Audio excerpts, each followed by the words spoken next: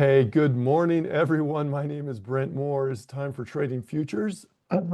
It is. I'm sitting in for Ben Watson today, and happy that you're here. Whether you're an absolute beginner or you've been around the block a few times with futures, we're just glad to have you. If you are a beginner, that's really where I'm targeting this particular webcast for, to getting you started with futures, maybe do that first paper trade in futures. If you're a more advanced user, that's great. Let's look at some charts and maybe generate some ideas for you. But I'm just glad you're here. Ben should be back next week at this time. But in the meantime, I'm happy to be here, and I'm happy to be joined by Connie Hill, who's in the chat. So welcome, Connie. And you can follow either of us on X at Brent Moore CS, at Connie Hill CS. Now, before I get too far into this, there are some things I need to mention. Number one, futures and futures options trading involves substantial risk and is not suitable for all investors. Futures accounts are not protected by the SIPC. Let's see. Futures margin, also known as a performance bond, is the amount of money you're required to deposit in your futures account to establish and maintain a futures position. Futures margin is not a loan. Now, and if any time the funds in your account drop below the minimum regulatory requirement or house margin requirements, you may be required to immediately deposit additional funds to maintain your position, or your position may be liquidated at a loss. Just a reminder for everybody, you have to apply for futures trading. It's not automatically granted for you. For the sake of simplicity, examples in this presentation do not take into consideration commission and other transaction fees. All investing involves risk, including loss of principal there, and for some products or strategies, loss of more than your initial investment. Stop orders are not guaranteeing execution. And let's see, virtual currency derivatives trading involves unique and significant risks. You should carefully consider whether trading in virtual currency derivatives is appropriate for you in light of your experience, objectives, financial resources, or other relevant circumstances. Please note that virtual currency is a digital representation of value that functions as a medium of exchange, a unit of account, a store of value, but it does not have legal tender status. They also tend to be very volatile. Let me mention this. I'm going to be looking at Paper Money today. The Paper Money software application is provided for educational purposes only. And let's see, Schwab does not recommend the use of technical analysis as sole means of investment research. Past performance is no guarantee of future results. All right, so I see some familiar names in the chat. We're glad you're here. And if you're watching on a recording, I'm glad for that as well. Here's what I want to do. I want to talk about some of the basics of futures to get started. Okay, some of the basic stuff you need to get started here, and talk about futures contracts. We'll look at both a slide or two, and then we're going to spend most of the time on the Thinkorswim Paper Money software. We're going to talk about some more practical aspects on that Thinkorswim software of trading futures. And we're going to look at some example trades and place some example trades. So that's the goal here. There's a couple reasons, though. Let me just start off with why people trade futures. One of those is hedging. Some traders will do that to try and hedge their position or protect their position. A common example is airlines. Airlines, which are subject to the whims and the changes in, say, oil prices and jet fuel, will try and protect their costs by using futures to hedge their positions. Farmers do the same things to try and protect themselves, to lock in a sales price for, say, corn or soybeans or something like that. That's one reason why people will do futures. Another reason, speculation. And that's generally what we tend to lean towards more in this webcast. But just realize those are kind of the main reasons that people use futures contracts. There's a variety of futures contracts out there, But just keep in mind, um, and here's an example. Here's just some examples of some different futures and some general classes of futures. There's agricultural futures, corn, wheat, soybeans, hogs, coffee, cocoa, energy, crude oil. Well, hey, we'll look at crude oil today. That's certainly in the news and something that generates a lot of interest by people. Gasoline, heating oil. There's financial futures. You can do interest rate futures, currency futures, and index futures of major U.S. indexes such as the Dow or S&P 500 or Russell or things.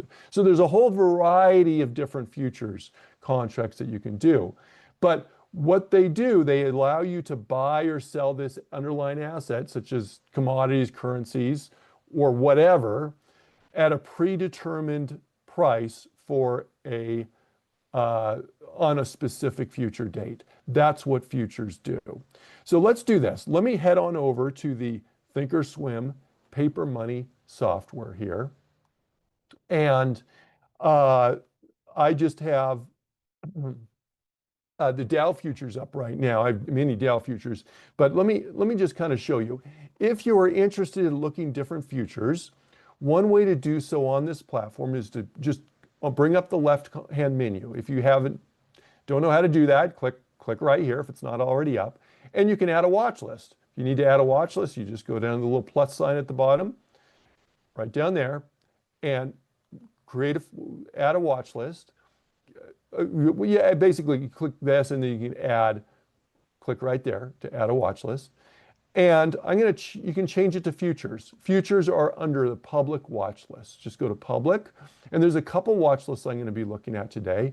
One is called futures, which is alphabetical, and one is called micro futures. You can see that right there. So I actually have both those watch lists up right there. I'm going to look at this for a sec though, and look at some of our futures. You can see some of these various types of futures on here. Some of those are currency futures. Here's copper futures, and you can look at them and they look a lot like a stock graph. Okay, now on this chart right now, I have a label. You'll see this label right here. It's not going to automatically come up. That label is posted in the description of this webcast if you are interested in that label. This is going to give you some valuable information. But as you're looking at futures, you need to know some of the basics of them. And to look at the basics of them, one way to do it is to go to the Analyze tab right at the top of the page and go to Fundamentals. It's cut off just a little bit here. Let me just shrink that down. Go to Fundamentals, and you can see some information about the particular future. And this information is important for you to know. And in fact, I'm going to go, this is copper futures right here. You can see that right there, copper futures. And it's going to give you some information such as a tick value, a minimum tick, and the multiplier. So this is important information here. One thing to note on futures is they don't trade the same hours as the US stock market, all right? So they're going to open on Sunday evening and they close on Friday. But so a lot of times what traders will do if they want to look at markets before they open up, you can look at futures and look at that. So let's do this. Let me go, and I want to just kind of look at a very common future here, and I'm going to pull up the ES future. This is the S&P 500 future. If you are interested in speculating on the future of the S&P 500, this is one possible route to do so, okay? But let's look at some of this data that we just looked at. This data right here, notice the multiplier is 50, the tick value is 12.50, and the minimum tick is 25 cents. What does that mean? The minimum tick, let's start with that. The minimum tick means the price of the future. That's this price right here, or the price you see at the top of the graph, is going to change in increments of 0.25. Okay, that's that tick value. That's different for different futures. Sometimes they may change in a tick value of 0.01 or 0.005 or point whatever, 0.05. It could be anything. So just be aware of that. Notice this isn't going from 0.25 to 0.26. It's going to change in 25-cent increments here.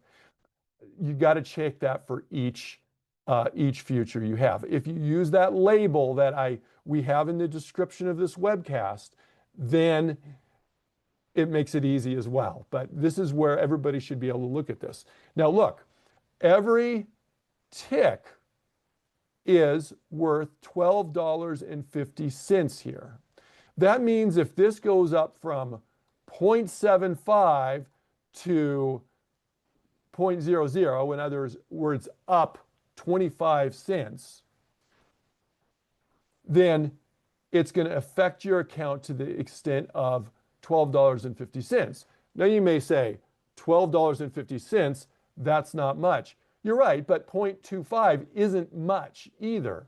This can change a whole lot. In fact, it's up $5 right now, and this can change very big. One aspect of futures is they're very leveraged, so it can impact your portfolio significantly. And what the multiplier does is it just takes the number of ticks per dollar times the tick value, and it's going to say, hey, this is going to change about $50 in this case for this particular product per dollar move. So when you're looking at this and you're saying $50 per dollar move, I want you to kind of just consider and visualize this. If we look at the chart for the ES and we look at right now, it's right here, and you can see that's about 71.53 right now. And if it goes up to 7,200, which isn't a very big move, that's a $50 move. Well, a $50 move times $50 per point. Now we can see that with the label right here, point value $50. And we said if it goes from 71.50 to 7,200, that's really not that big a move, okay? That's 50 times 50 is $2,500 move. Well, $2,500 move puts that in a little context there. That's if it went up, if we bought it. You can either go long the future, which means you buy the future, which means you benefit if the price goes up to the extent that we talked about already. Or it could go down. And if you want to speculate on the futures going down in price, you can short the future. Now, when we do this, let me just kind of mention this here. That short selling is an advanced strategy that involves potentially unlimited risks. Selling to create a short position carries unlimited risk of loss, as there's no upper limit, no limit to how high the price of a product can go when you're trying to buy to cover the position. So in other words, if you short a future, in other words, you expect it to go down, and instead the underlying index goes up, it's going to cost you more and more to get out of that position. And really, theoretically, there's no limit to how high this could go.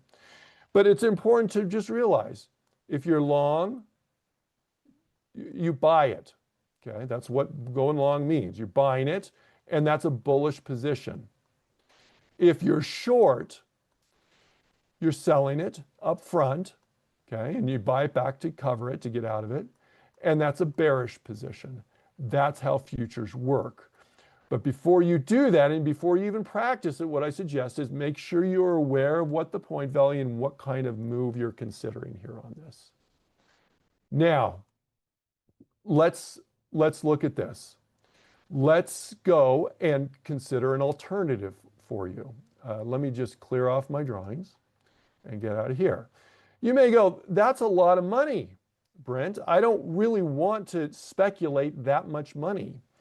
Well, let's look at that other watch list I mentioned. There's another watch list called micro futures. Not every type of contract has a micro future. But let's just give you an example here. A lot of them, you'll notice it just says an M in front of it. So instead of /ES, you can look at the MES. Micro futures contracts still involve a significant amount of leverage and other risk. Large losses can still occur with small movements. But having said that, remember what the point value was on the ES? It was 50. On the micro contract, it's $5.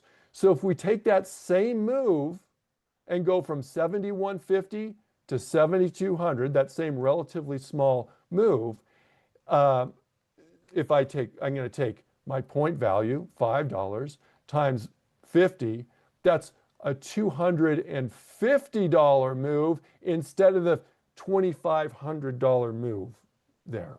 That's a big difference there. So this is, I think, an important consideration for you to take when you're looking at these contracts. Now, I want to look at some examples here of actual trades, but before we do so, I just want to kind of go back and I want to review some of these. This micro list here may be an alternative that you consider as you're looking at these. But if you want to look at these futures contracts, you can look at these and you can decide, am I bullish? Am I bearish on these? Here's gold. Bullish or bearish? Well, you can do your forecast on these. Cattle futures, you can look at these. One thing to just be aware of as you're looking at these, if you go to the trade tab on these and look, some of these contracts don't trade much. In other words, if the volume is kind of in the hundreds, that's a pretty low volume for these. And just like when you're trading stocks or options, liquidity does make a difference.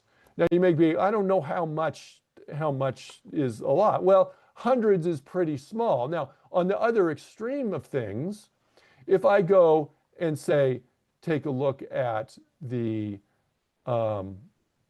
let's go to RBOB here. These are gasoline futures here. You can see there's a little more. There's thousands of these, and that looks much more liquidity on those. And they certainly can go up from there as well as you're doing this. This is the mini Dow, and I'm just going to look at the most actively traded contract. About 29,000 there on this. So that's not that's a fair amount of contracts there. So just realize that. Okay. Now, each one of these contracts. So this is a good question. Okay. There's different settlement for different contracts. So for example, let me go back to that Analyze tab here. Let me get rid of that little drawing there. You'll notice that it says settlement here. And sometimes it may say a cash settlement. Sometimes it may say a physical settlement. For you as the trader on Schwab, sometimes there's this concern of, hey, if I buy, oil futures, am I going to end up with barrels of oil on my, front doorstep or something like that, or hogs in my front yard or something like that? Schwab does not facilitate the physical delivery of these contracts, even if they are physically settled there on that. So let me just kind of go here. Here's an example, corn futures, okay? And each contract specifies a separate number of either bushels or barrels there, if we're talking about a physical settlement. But don't think you're actually going to end up with bushels of corn on your, you're not going to end up with that. But that's what you'll see that. But there's some things such as, say, index futures, if we're looking at that. Let me pull that up. it's a cash settlement. It makes sense. There's no physical settlement of a cash index there. So, but let's go back here and look at some of these. Okay. What I need you to do though is realize that we're going to trade, and we're going to double check the liquidity and make sure it's reasonable on that. And we're going to trade the most active contract. So if we're looking at the trade tab, look at the most active contract. This one's 58 days for this ES.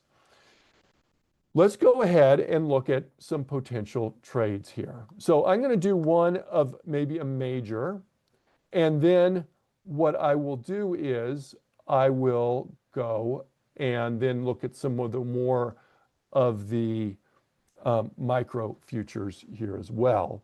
But I just want to kind of give you an idea of some of the variety here on these trades. So here is ZL. I'm just going to look at a short-term trade on here. You can see the volume up there is, we're above 10,000 in volume, so a fair amount there. And if we're looking at the chart on this, you can decide, hey, am I bullish or am I bearish on this? And for this,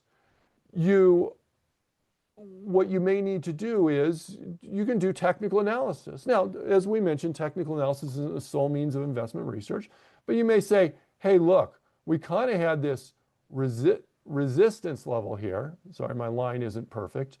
And looks like we're breaking out of here on a nice kind of bullish move that some technicians may consider bullish. If you're bearish and you think it's overextended, maybe you'd either not trade or decide to short or something like that. But in this case, I'm going to go long. And if we just want to do a long futures trade and go, well, I'm not going to go very far on this. I'm just going to say, I'm looking for this to go up to the $72 level. Right now, it's only just a smidge above 7. It's a little bit below 71. So we're not looking at a big move here. So if I'm just going to look for it to go to the 72 level, and I'm going to look to get out at maybe halfway up the candle, we'll say about the 70 level, I'm going to put my stop at the 70 level. Now, just realize when we're doing stops, not only as with stocks, it does not guarantee a specific execution price. It doesn't guarantee execution at all with a future because of something called protection points.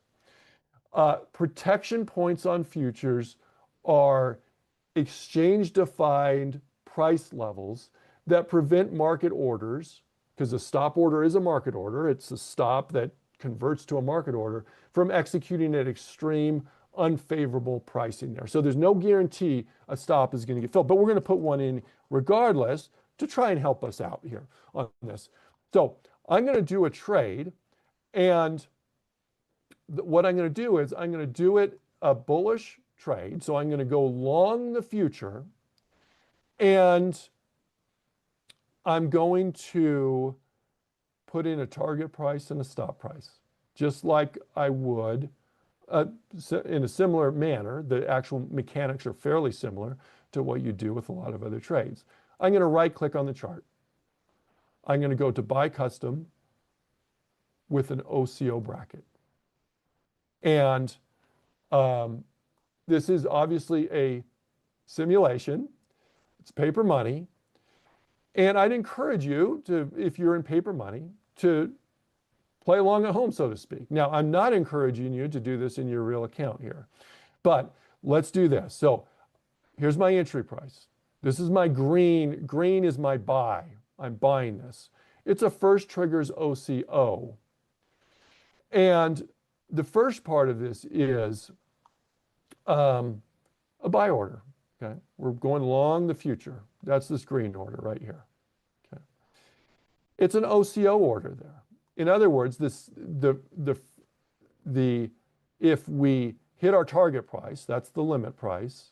If that fills, we're going to sell out of that future, and it will cancel the stop price. Okay, it'll cancel the stop. So we don't have a stop to sell lingering around if our target price is hit. Similarly, if it drops on us and it executes our stop and we get out, it's going to cancel out the limit price so we don't have a sell limit order lingering around. That's the OCO part of it. But the first triggers part of it means none of this is going to come about unless we buy it in the first place. Now, before we actually place this trade, what I want you to realize is this. What I want to do is, let's do the math real quickly on this and just look. Right now, it's right around, it's $71 right on the nose there. It'll move as we talk, but just realize it's $71 on the nose, on its nose. Okay. If we were to get stopped out, not stopped out, if we were to hit our target price of 72 and sell out at 72, how much money would that mean? Well, we're going to look at our point value. You can look at it here, or you can look at it on that Analyze tab like we looked earlier. It's a $1 move. Makes the math easy, doesn't it? $600 is our approximate gain on this if we were to hit our target price.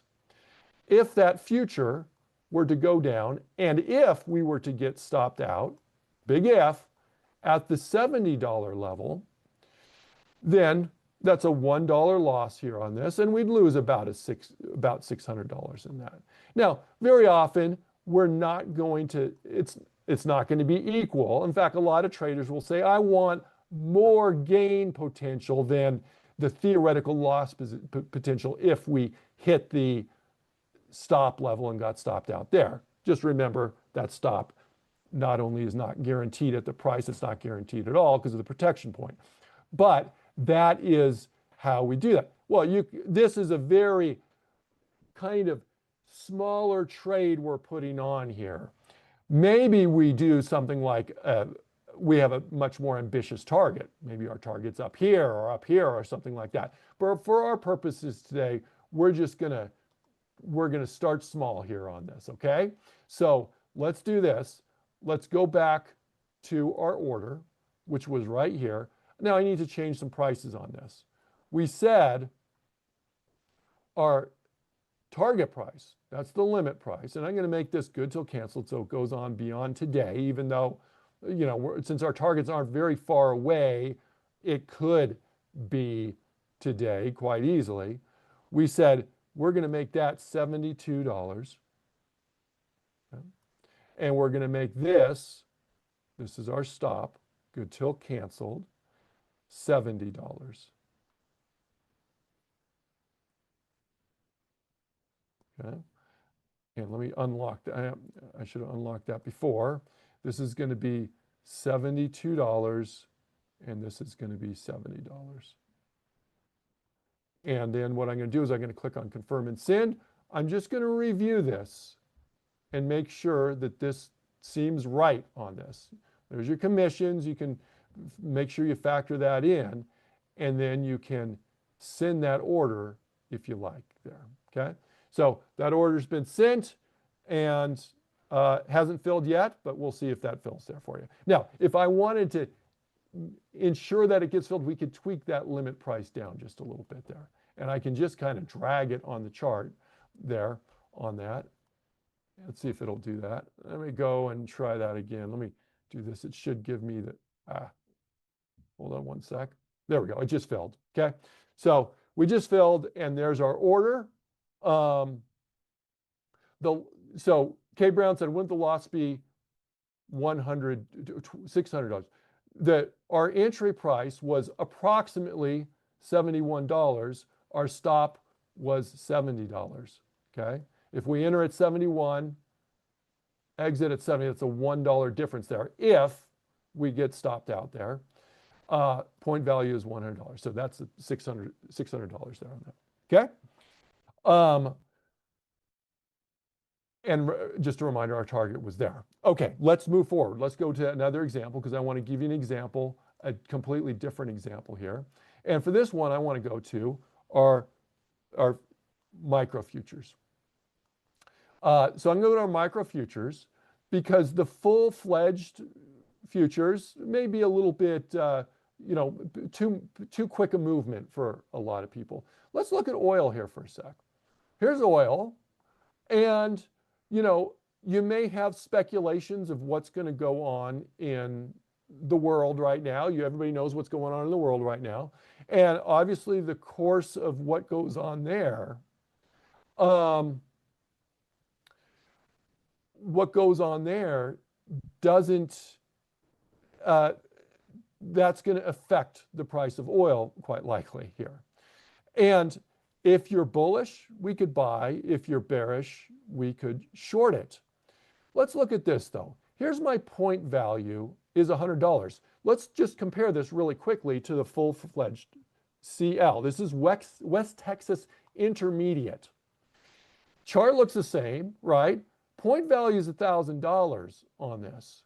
So, if this were to go from 87 to say 97, which isn't, that's a big move, but certainly given the volatility we've seen lately, that certainly could, not out of the realm of possibility here, 10-point move, that'd be a $10,000 move on that.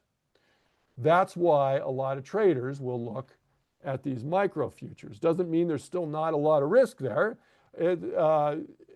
And furthermore, if we short it, there's still unlimited risk on it because there's no theoretical upper end limit to the price of oil here on this. But for that purpose, let's go and say, hey, I'm going to look, and I think that, this is just kind of speculation here, that oil is going to go down in value over time as maybe things hopefully will settle down in the Middle East there. I don't know if it's going to, but that's the speculation here. And for our purposes here, I'm going to go down to the nice even level of about $80 on this. We'll call that, sometimes those round numbers act as kind of a support or resistance level. So I'm going to say $80 is going to be my target on this. I'm also going to say, I want to get out if I'm wrong, and I'm going to put in my stop at $90. Now, notice, is it kind of weird putting a stop in above the current price? Well, when we're shorting the future, that's what you do. You put the stop in above the current price. Because when we're shorting it, we're selling up front. We're going to sell a contract. And if we end up selling a contract to enter the trade, how do we get out of the contract to exit the trade? We buy it back. And so if we sell it for a certain price and we have to buy it back for a higher price, that's not good.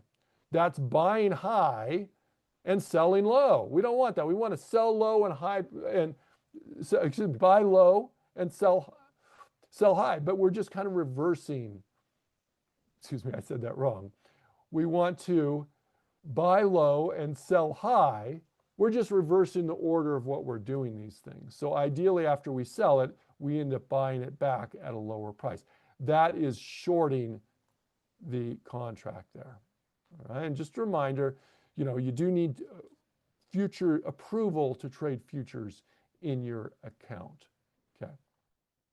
Now, let's just kind of let's do the math on this. Remember, you always have to do the math. It's important that you have a clear idea of this. So let's go, first of all, back to here.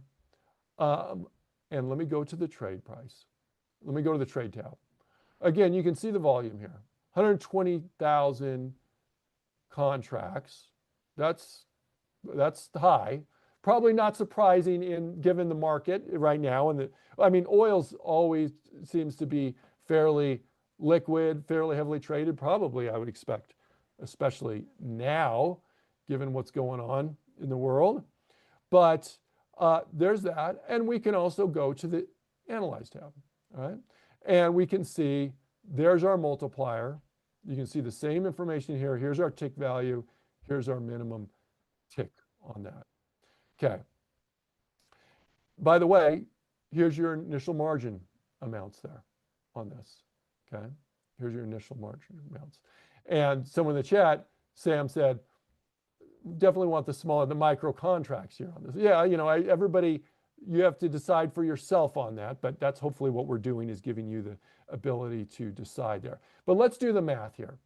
Let's say we get in at, and I'm just going to round here, 87 bucks, okay? $87. We said our stop was going to be about 90 on this if we were to get stopped out at that price. We said our target would be about 80. What's the difference between our entry price, admittedly it's an approximation, and the stop if we were to get out of the stop? The difference there is $3, okay? Point value, $100, $300, okay? Difference between our entry price and our target price is $7. That'd be $700. So in terms of a risk to reward, 300 to 700, or reward to risk, if you express it that way, it'd be 700 to 300. But it starts with doing technical analysis the same way you're probably familiar with stocks, or stocks. You can still use trends, you can still use support and resistance levels, you can still use a lot of technical indicators here to do this. But in this case, we're going to short this. So how are we going to do that? Let me clear off my drawing tools again. I'm going to right click on this. I'm going to, what am I going to do over here? I'm not going to buy custom. I'm going to sell custom. I'm selling to enter the trade. Now, if I just wanted to put the stop in, I can do that. Okay? In this case, we're going to do the target price as well there. So I'm going to do an OCO bracket there. Okay, so let me click on this. And let me not do what I did before, and I'm going to unlock that.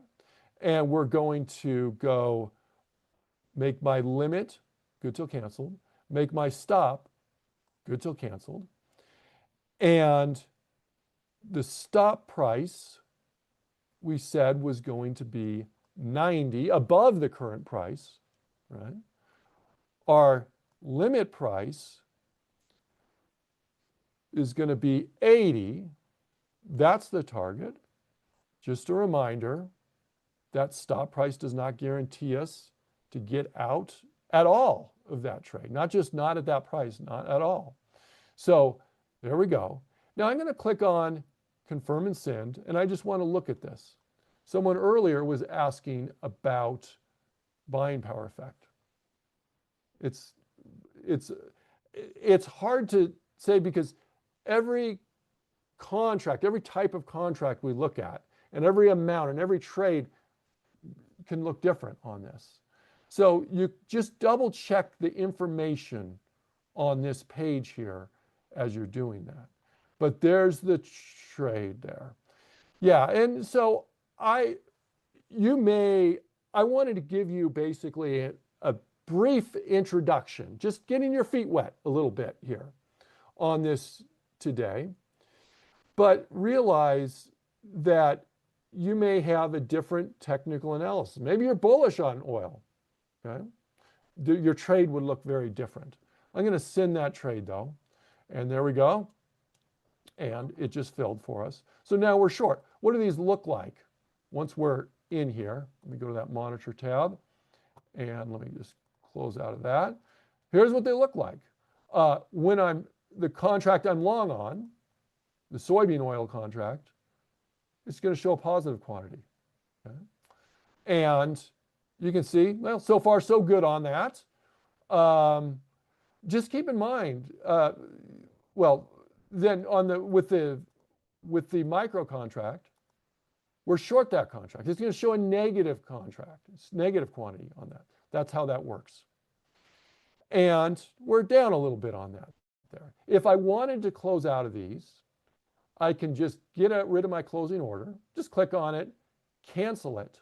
Let's say I wanted to get out of this. I can cancel it, I'm going to cancel my OCO group. Okay. Notice that little tag's gone. And if I want to get out of this, I can right click on this. I can create a closing order and sell this out here. Okay. And I can confirm and send and then read it. And then I can send. And that's a quick trade. It didn't quite fill yet. So if I want to tweak that and change the pricing on that to make sure I get filled, I can just go change the price, send that again, and now it's filled. Okay. And so there we go. That was our trade. We made a quick little profit on that. Total luck in that case. It just happened. You know, I don't know what's going to happen over the 5 minutes we were in that trade or whatever, but in that case, and we're not doing so well on the oil trade, but that's how you can exit those trades when you do this. All right, everybody. Hey, so our goal here today was basically to just introduce you to the basics of futures trading. My encouragement to you is this: if you're interested in futures trading, go to your paper money account. Make sure you got to be approved for futures trading that. But go to your paper money account and practice some of these. But never lose track of the risks of the amount that things can move for you or against you. Even those micro futures contracts can move a long ways. But I think for a lot of traders, it's something to consider as you look at those full-fledged futures contracts, and they are they move a little bit more there on that. All right, everybody. Hey, thanks for joining me. Connie, thank you for helping me out in the chat. I always appreciate you. And I think Ben's back next week for this webcast, but I've enjoyed being here with you today. I hope you all have a wonderful rest of the day. Make sure you subscribe to the Trader Talks channel. You're probably watching on YouTube. You can just click on that subscribe button. If you've already subscribed, don't click on it again, because I think that would unsubscribe you. And if you like the video, just click on the thumbs up. That does me a little bit of a favor and helps to promote free education. Everybody, I hope you have a wonderful rest of the day, and we'll see you later. Bye-bye, everybody.